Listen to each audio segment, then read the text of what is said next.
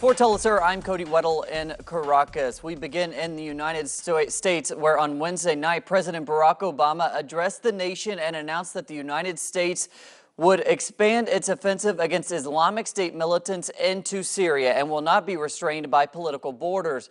Meanwhile, the foreign ministers of Germany and Britain say that their nations will not take part in airstrikes in Syria. However, the United Kingdom is considering some form of support for the United States offensive. We listened very carefully last night to what the US President had to say. We support entirely the United States approach of developing an international and a regional coalition in support of the Iraqi government. We will now consider in the UK very carefully how best we can contribute to that international coalition. We have ruled nothing out. We will look carefully at our options and decide how we will make a contribution, but we are clear that we will make a contribution. Syria's Minister of National Reconciliation, Aylis Haider, says that any action within Syria's borders without Syria's approval will be seen as an act of aggression. He says that would include military and other types of actions.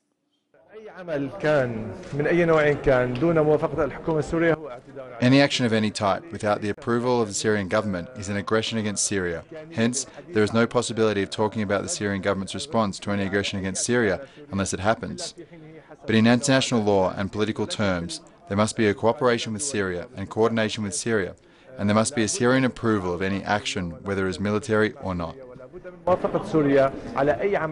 Ecuadorian Foreign Minister Ricardo Patiño spoke out with concerns following Obama's speech. He says he finds the plans worrisome, especially considering the United States' recent history in the Middle East. We are worried about these declarations. We are worried about the fact that a state that has already committed reprehensible abuses at an international level, like the invasion of Iraq, using absolutely false pretexts that they deny, they are also now threatening the possibility of invading or bombing a state with a lot of internal damage.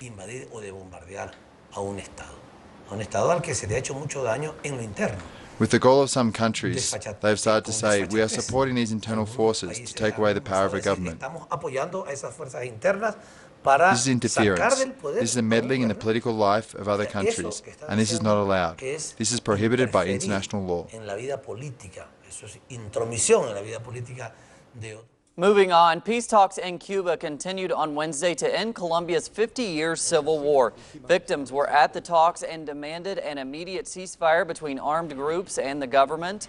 As the 28th round of negotiations comes to an end today, we expect further declarations from both the Colombian government and the Revolutionary Armed Forces of Colombia. Talks will resume on September 23rd.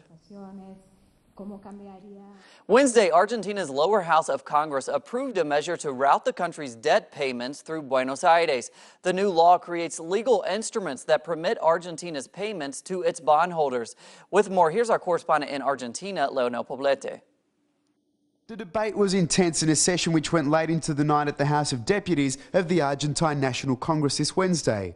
The lower house finally approved the sovereign payment of its foreign debt bill, converting it into law.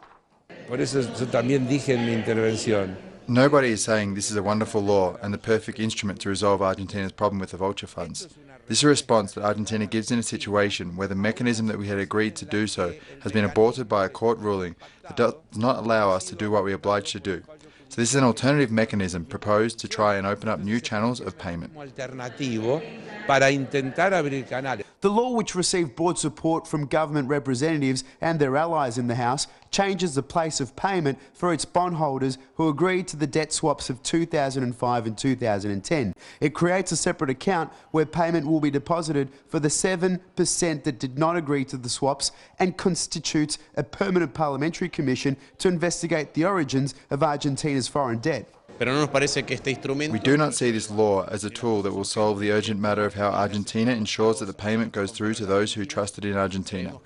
We believe that it could aggravate the situation in the future, causing problems in the short and long term. Inconvenientes a más largo plazo. Despite the dissidence to the bill submitted by the government, many opposition legislators agree with the government that the US court's ruling against Argentina is unfair, but then vote against the bill in an act of immense contradiction. Ayer en la comisión, en el plenario de comisiones, escuchábamos a algunos diputados decir, estamos de acuerdo. Yesterday in the plenary commission, we heard some members say, we agree with the government's characterisation of the vulture funds. We agree with the government's characterisation on Judge Grease's ruling. We agree this is a great injustice, but we will vote against this bill. So I think there is a misconception that is to be assumed that being opposition means opposing everything. Es el de partir del supuesto de que ser oposición significa oponerse a todo. This has proven to be a productive and historic week for Argentina and its struggle against the increasingly discredited vulture funds. With this new legislation, Argentina can honour its international financial obligations, guaranteeing payment to its creditors. From Buenos Aires, Leonel Poblete Goduti, teleSUR. Thanks to Leonel. The leaders of Britain's three main political parties continue a last-ditch campaign in Scotland to prevent the country from breaking away from the United Kingdom. Meanwhile, Scottish National Party leader Alex Salmond continues to push for independence, saying Scotland will soon make history by voting to leave the Union. Salmond also dismissed what he called scaremongering by three British banks after the institutions warned that they would relocate to London in the event of a yes vote. I think the people of Scotland have moved beyond these warnings and scaremongerings, particularly when there is a clear evidence that while the Prime Minister was busy telling us what a wonderful nation we were, his business advisor was busy desperately trying to get any business he possibly could to say something negative about independence. There are new reports Wednesday of an Israeli violation of its ceasefire agreement with Hamas in the Gaza Strip. Israeli tanks reportedly entered the 300-meter buffer zone, which, according to the agreement, is off limits to Israeli forces. Here's our correspondent in Gaza, Noor Harazin. Now it has been 2 weeks since the Palestinians and Israel agreed on a month-long ceasefire, and we will continue to report the violations from the Israeli side after we reported for the past 10 days about violations on the Palestinian fishermen when the Israeli Navy arrested several Palestinian fishermen and also opened fire toward Palestinian fishermen. Today we will report a new violation by the Israeli side when the Israeli tanks encouraged in eastern Khan Yunis city in a place called Al-Qarara district.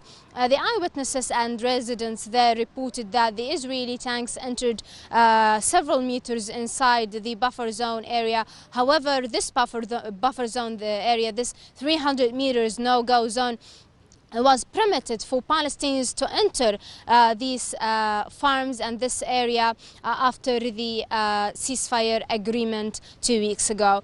At the same time, the health ministry in Gaza today said that a 12-year-old Palestinian child, died today in the European hospital in Rafah city after he got injured during Israel's protective edge operation on the Gaza Strip. He was in the hospital for the past month and he died early this morning.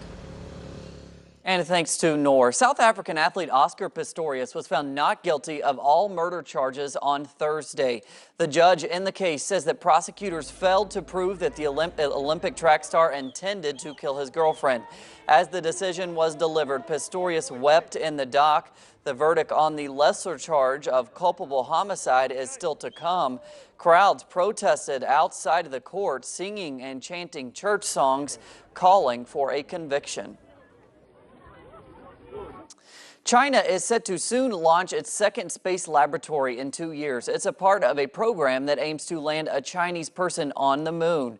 China also plans to launch an experimental core space station module in 2018 and finish the construction of a Chinese space station around 2022. Some say the new space exploration is a sign of the rise of Chinese international influence. It comes as the rival International Space Station, operated by the U.S., Russia, Japan, Canada, and Europe, is due to be retired. Today marks the 13th anniversary of the September 11th attacks on the United States. Marking the occasion, we invite you to watch a web special on our website with analysis on how the event changed the U.S. and changed the world. You can find it at telesurtv.net/English.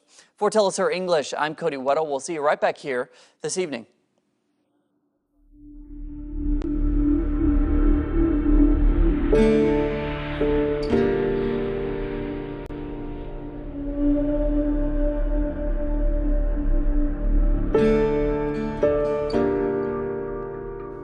When two passenger planes plunged into the World Trade Center towers in Lower Manhattan on the morning of September 11th, 2001, very few people understood the long-term ramifications that this human tragedy would have